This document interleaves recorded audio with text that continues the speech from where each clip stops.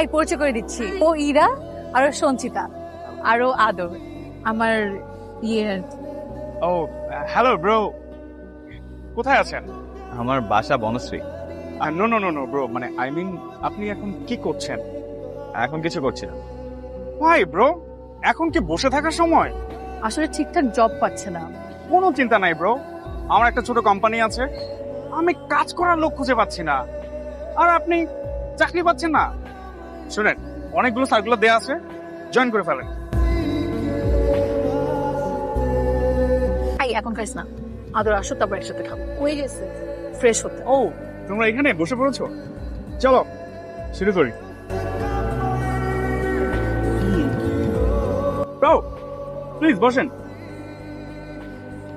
তোমার যে এরকম একটা বন্ধু আছে আগে বলো নাই তো?